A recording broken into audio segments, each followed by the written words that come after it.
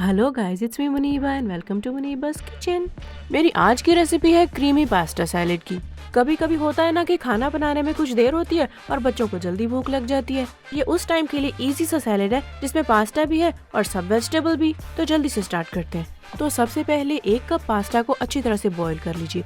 यहाँ मैं रोटीनी pasta use कर रही हूँ। देखिएगा ज्यादा सॉफ्ट नहीं कीजिएगा, बॉक्स की इंस्ट्रक्शंस के मुताबिक इसको बॉईल कर लीजिएगा। दूसरी तरफ ले लेते हैं 2 अंडे और इनको भी अच्छी तरह से बॉईल कर लेते हैं।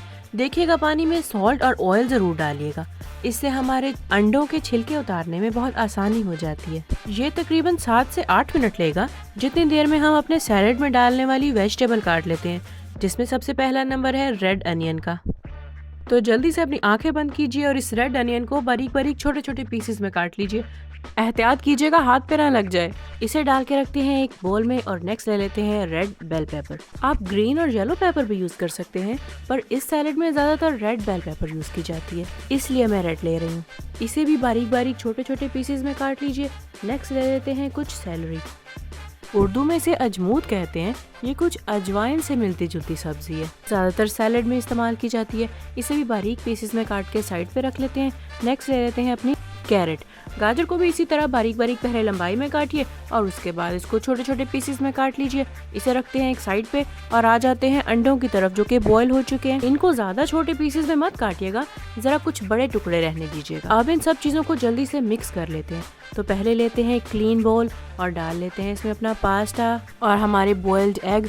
यहाँ मैं ले रही हूँ कुछ चीज बॉल्स, मोज़रेला चीज बॉल्स। ये ऑप्शनल है, अगर आप नहीं ऐड करना चाहते तो प्लीज मत कीजिएगा। ये बच्चों की पसंदीदा होती है ना, तो उन्हें अच्छी लगेगी। अब ले लेते हैं कुछ टमाटर, छोटे वाले टमाटर। आपके पास ना हो तो बड़े वाले टमाटर को छोटा कर लीजिएगा, हर चीज का कोई ना कोई हल होता है।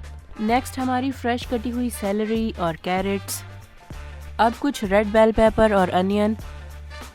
तो जल्दी से इन सब चीज़ों को मिक्स कर लेते हैं। लेकिन ये सैलेड ऐसा नहीं खाया जाएगा, हम इसकी सैलेड ड्रेसिंग बनाएंगे, जिसके लिए मुझे चाहिए आधा cup Mayo, 1 tablespoon sugar, 1 pinch salt का, 1/4 कप सावर क्रीम या इसकी जगह आप ग्रीक योगर्ट भी यूज कर सकते हैं, 2 टेबलस्पून मस्टर्ड, कुछ ब्लैक पेपर और एंड में हमारा बड़ी ही प्यारी सी खुशबू वाला बारीक कटा हुआ धनिया।